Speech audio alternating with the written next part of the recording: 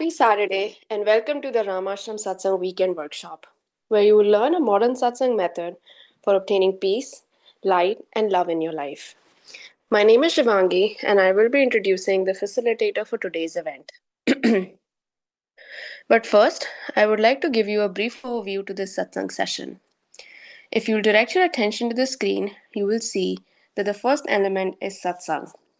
Satsang is a scientific method whereby we may obtain peace, light, and love in our lives. It requires no physical skill, spiritual accomplishment, or meditation experience to begin this practice. Satsang consists of two words, Sat and Sang. Sat means positive energy, and Sang means to be with or to be in the presence of. Therefore, the word Satsang means to be in the presence of positive energy. The next element is meditation. Meditation is an important part of satsang. When we meditate, our consciousness is drawn from worldly objects and directed inward to focus on a single thought. In doing so, our minds become calm and our thoughts become pure, leading us to higher states of consciousness such as enlightenment, peace, light, and love. Inner orientation. There are two types of satsangs, inner satsang and outer satsang. An example of outer satsang would be chanting or attending pilgrimages. When we practice outer satsang, we have the potential to change our behavior. But it is only through the practice of inner satsang can we obtain higher states of consciousness such as enlightenment, peace, light, and love. This is the type of satsang we will learn today where we meditate in silence. Group sessions. These weekend workshops are structured for group participation.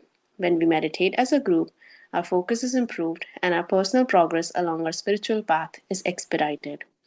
By regularly attending these weekend workshops, the benefits of group participation are amplified. Joy and inner happiness. All beings wish to experience joy. Joy is the eternal longing of the soul, but it is only through the practice of inner satsang can we obtain a joyous state. Each time we practice satsang, our inner happiness gradually increases, ultimately culminating in a state of joy that we can experience 24 hours a day, 7 days a week. Next, the agenda for today's session consists of three parts: the informative session, the practice session, and the interactive session. During the informative session, a lecture will be given about a satsang topic, our founder, or some relevant spiritual topic. During the practice session, instructions on how to meditate will be given, followed by a period of practice. During the interactive session, you will have the opportunity to ask questions or there will be a panel discussion. And now, I would like to introduce the facilitator for today's event. He has over 40 years of satsang experience. He is the grandson of our Guru Maharaj, the founder of Ramashram Satsang Mathura. He was born into a satsang family where he witnessed his family members obtaining states of enlightenment and live lives of peace, light, and love. At an early age, he began traveling with the mission throughout India, facilitating satsangs. During that time, he witnessed the positive effects that satsang could have on mankind. Upon arriving in the United States, both he and his wife continued to facilitate satsangs for local satsangis. He has led teams of satsang members in translating important satsang literature into English and has worked tirelessly to make satsang more accessible to Western and English speaking audiences. He currently travels throughout the United States, India, and England, facilitating satsangs while maintaining his duties as a husband, a father, and an IT executive. Today, he will teach us a rare and ancient form of satsang as taught by our Guru Maharaj. Please join me in welcoming Mr. Sanjeev Kumarji and his daughter Parul.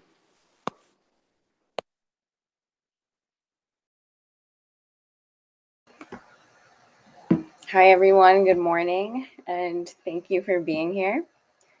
So today we are going to go into our topic and then our meditation as usual. So I'll start us off with some food for thought, and then my dad can come in and he will guide us through meditation. So if you've been attending the sessions recently, my dad has been talking a lot about resilience, and specifically mental resilience. And resilience can mean a lot of things, but I was actually listening to Ava Pompouris. She was a former US special agent, And the things that she was saying actually were blowing my mind. She's extremely resilient, and you can see it kind of in her energy. But she actually lived through the 9/11 attacks. She protected some of the most influential political leaders, throughout the past 10 years. And she's lived through some of the most chaotic events, interviewing criminals and understanding like deeper psychology. And she was so tough that you can see it in the way that she speaks, that she can handle almost anything. And she's even come face to face with death and the idea of death on multiple occasions. But she kept saying that we're not as important as we think. And it's actually when we can take our attention off of ourselves, when we can overcome victim mentality, and when we can finally serve others selflessly, we can master resilience.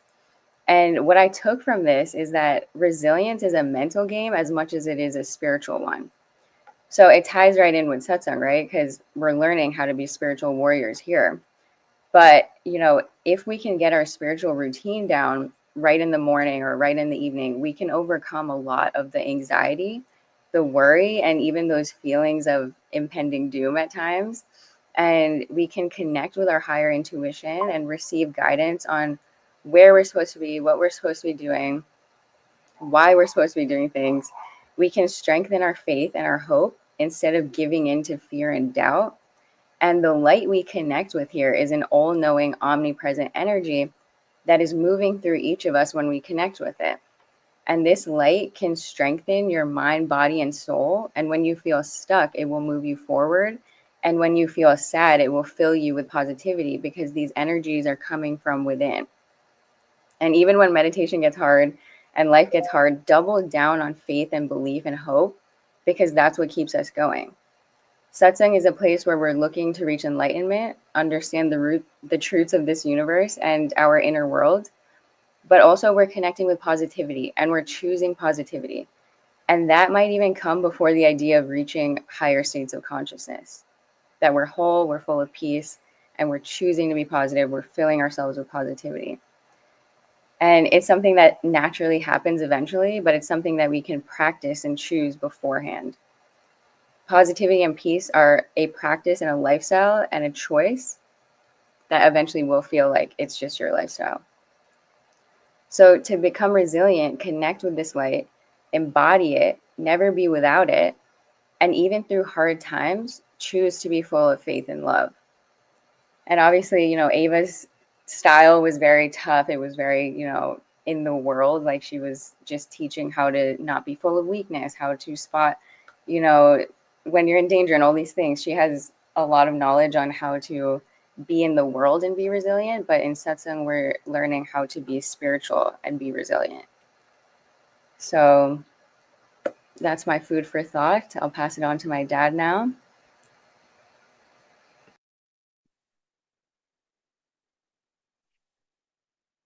So happy Saturday, everyone. Um, Great topic. We'll talk more about it after the meditation. Let's get into it.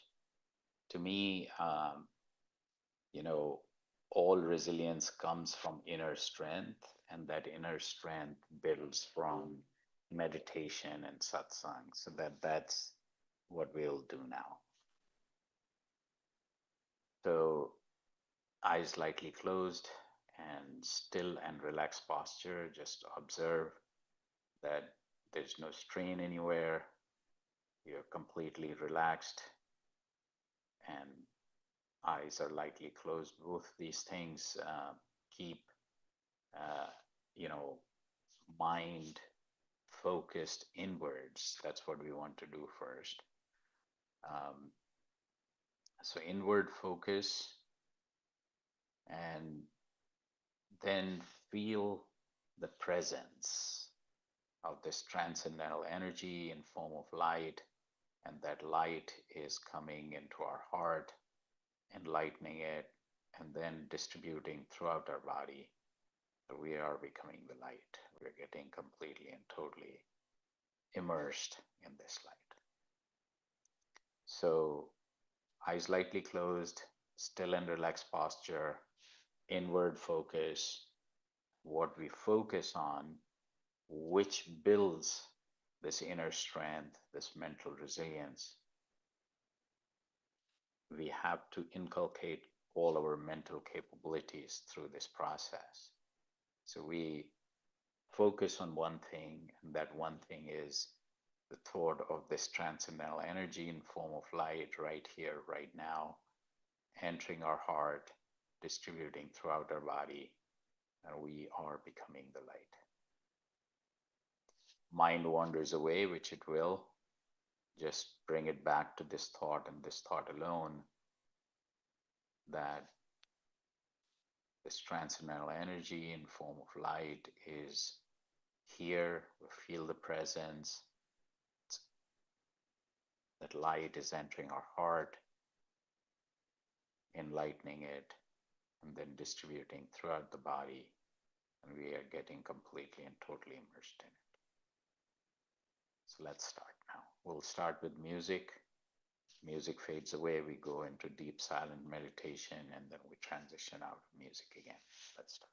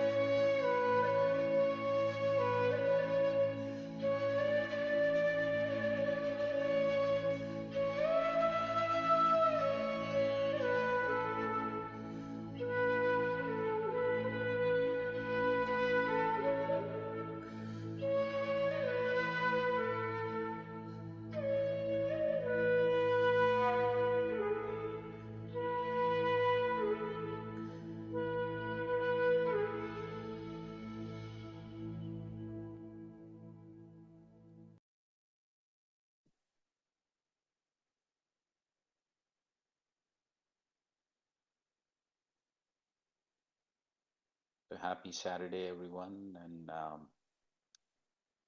we're talking about mental resilience. I'll mention two things and then we can open it up for further discussion. So, you know,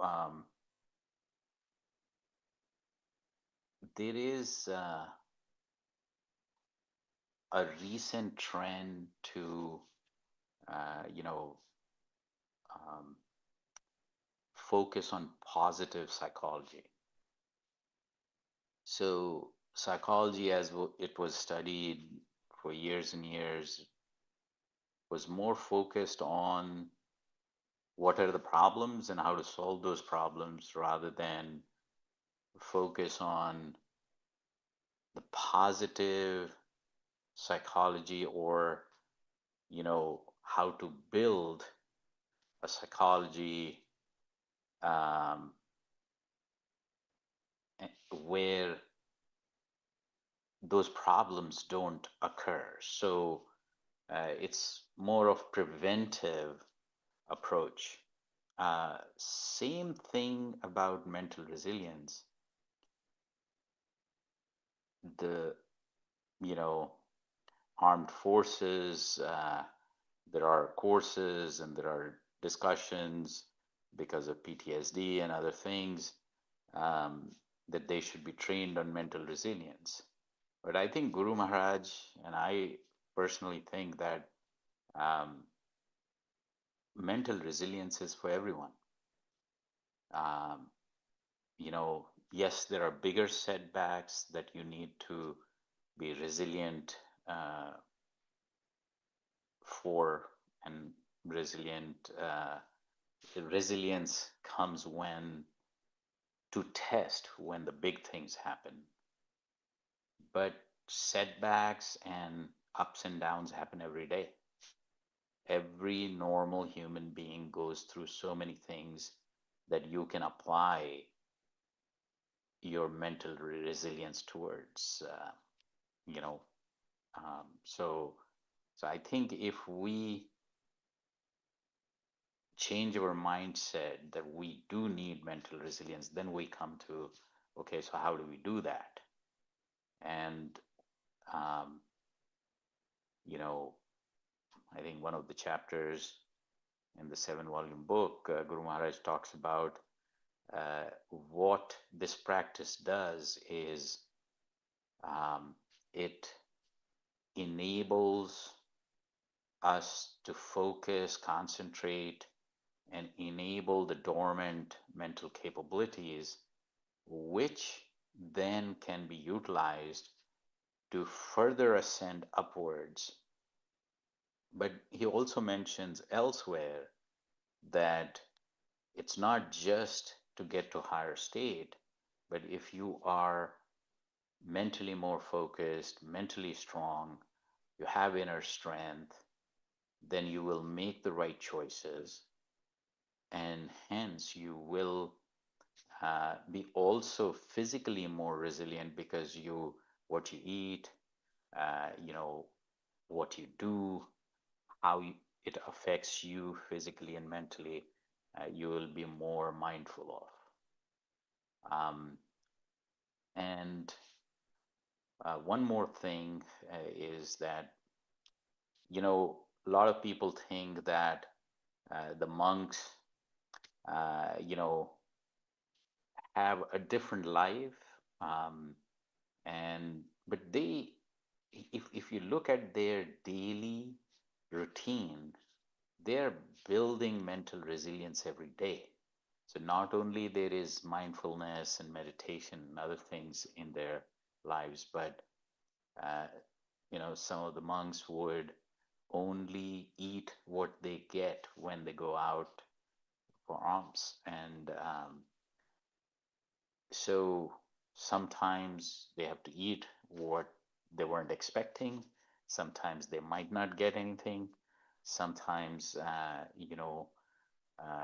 you have to uh, basically not go with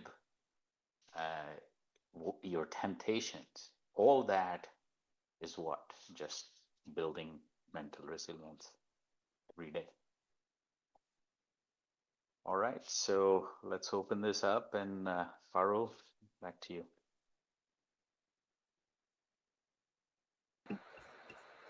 Yeah, I think it's a good topic for everything that's happening. Yeah, I mean, if anybody wants to come on, say hi, add your 2 cents, feel free. Thanks for coming, Pooja. Thank you once again. It's good to see you. Thanks for coming.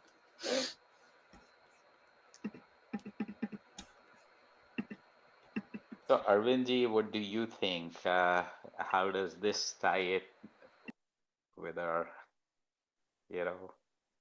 mental makeup? Namaskar, Bhaiya, and happy Saturday, everybody.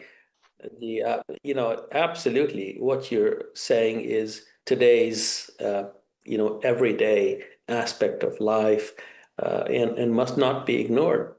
By the way, the satsang today was so powerful. Guru Maharaj's grace and power was palpable, and we're all fortunate to join. So thank you. Resilience, as Parul said, I think some of us attach too much significance or importance to ourselves. So the focus or the energy of one's own issues, perhaps that kind of thinking or zeitgeist, as you say in psychology, is perhaps not very productive, and being selfless and thinking of others and how we can support others in need is is a way to developing one of the ways to developing resilience. And Guru Maharaj, if I recall correctly in reading certain things, clearly said that main or mera, I and mine, is not the greatest thing. You and yours is the way we should think of and look at. So, developing that is actually scientifically also associated with resilience, because it takes away the noise from the limbic system, and it allows a person to develop a positive psychology in terms of proactively, not reacting, not a reactive fight or flight mode, not a PTSD like mode, or preventing that. And you can prevent that through these kind of the meditation, mindful meditation of Guru Maharaj's grace, and taking away the focus, relentless focus of one's own issues. So that's my humble 2 cents. Maybe not 2 cents, maybe less than a cent. Thank you.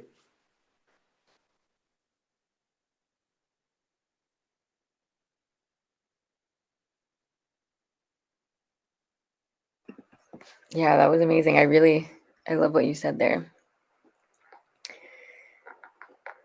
Thank you.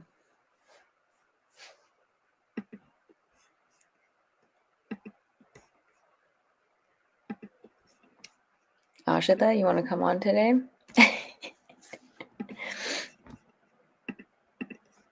Hi, namaste. Good Hey, morning. good morning. Thank you for the meditation. Fabulous topic. These are things that are great to hear, to mentally train ourselves. I love what Arvindji said about the limbic system, and how it all comes back scientifically, and physically correlates with our biological makeup. But yes, thank you. Actually, on the topic of resilience, there's this article I read, Substack, and there was a story in there that I've been thinking about almost daily, and it sort of connects to resilience, so I wanted to share it. The writer was talking about the biosphere 2. It was like an experiment they did in the 90s, where a bunch of scientists created this man-made ecosystem where they basically, just controlled all of the like the natural levels of like sunshine and water, precipitation, and everything. They controlled everything, and they grew trees, and there was a whole ecosystem in there.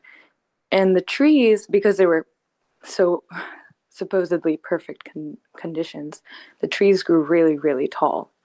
But then something weird happened. They all started to fall down because they were getting crushed by their own weight. And apparently it's because they didn't factor in the wind. Because in real life, the wind, when it hits against the trees, the bark actually develops stress wood. And it's like that's what makes their roots so strong and their foundation so strong, so they can withstand storms and whatnot. So basically, there was no wind in this biosphere. And so the trees grew tall, but there was no actual foundational strength there because they didn't develop stress wood. And it was such a great metaphor for how, we don't build a thick skin, literally, if we don't go through challenges. And I think about that every day, and it just helps me. Yeah. Wow, that is so cool. No, so if we take this and AC's comment that for certain populations, mental resilience is necessary to basic survival. Take both of those things. So what Guru Maharaj's view was that if you become a monk, if you give yourself to service at the church or in other ways, you or go to the Himalayas and kind of create another environment where, from that example, there is no wind, where, in certain circumstances, or actually in all circumstances, there are certain winds that are always coming at us. And how we tackle those creates those, you know, um, mental muscles or, you know, ability to take that stress. Um, and faith, I think you mentioned a few things like, you know, but to me, mindfulness and meditation gives you this inner strength to tackle day to day. So if you stay in family life, you stay working with others, if you stay, even serving others, I mean, there was another thing I was reading about is the caregiver uh, fatigue. Um, and I'm not being fictitious. I just was shocked to see that, because in my life, the satsang leaders I've seen had no fatigue, had uh, other physical signs of aging, and like too much traveling and uh, those kind of things, which um, they put too much burden on, but mentally they were just, there was no fatigue, there was absolute uh, resolve to continue to serve, um, and there was so much energy that they had within. There was so much resilience they had within, that it was just on and on and on and on. And as they aged, actually their service became deeper, became stronger, and wider, which is phenomenal. So yeah, it's we need to not only build the inner strength and mental resilience, but test it in real world every day. I think that's how it should be.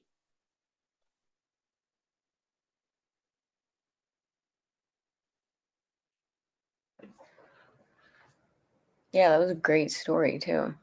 Yeah. Amazing.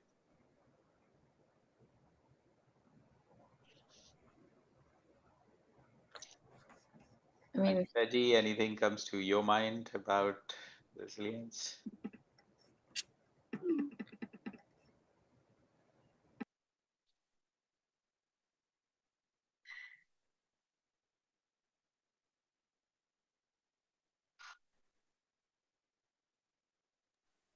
Namaskar, Bhai Sahib. Namaskar. Good morning, everybody. Well, I'm just basking in all of this. A lot of good food for thought. And I just go back to that, idea that you have to go through things to become resilient. So the idea of just living in the moment and accepting whatever is coming at you and realizing that there is a meaning to it, a purpose to it. And we just have to do our best. And the next thing, with the grace of Guru Maharaj, hopefully will choose the right thing to do, and it will build the resilience that you talk about. You have spoken so eloquently about it, also, Arvindji. And I had a great session today. Thank you, Parul. Thank you, everybody.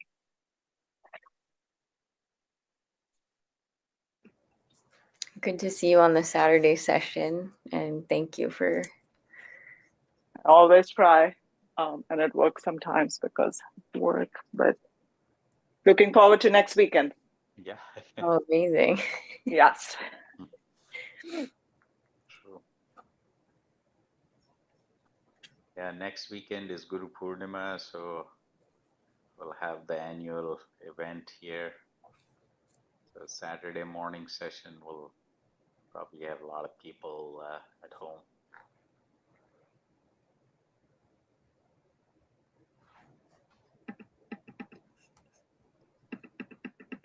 Amazing. Yeah, I think should we wrap up? Yeah. Paula, Jeff, anything before we get to the wrap up?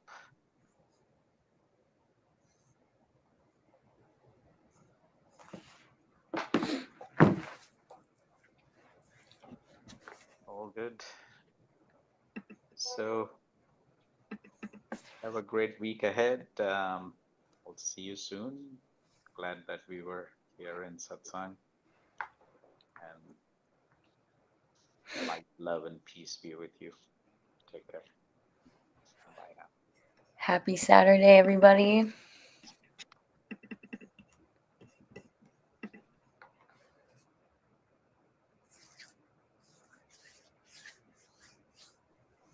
Namaste भैया, namaste Pavel. Bye. Namaste. Thanks for coming. Namaskar, Onkar, Shivanki, Poonamji, AC, Paula, Jeff, Panita ji, Ashita, Aima ji, Arvind ji, Taru, Renu ji. Thank you. See ya. Thanks for coming. Pranam bhaiya, namaskar Parul. Namaste. Good to see you. Namaste, Parul. Namaste. Pranam bhaiya. Thank you. Hope you're doing good. All right, everyone. Happy Saturday. Hope you have a great day and a good weekend. Bye.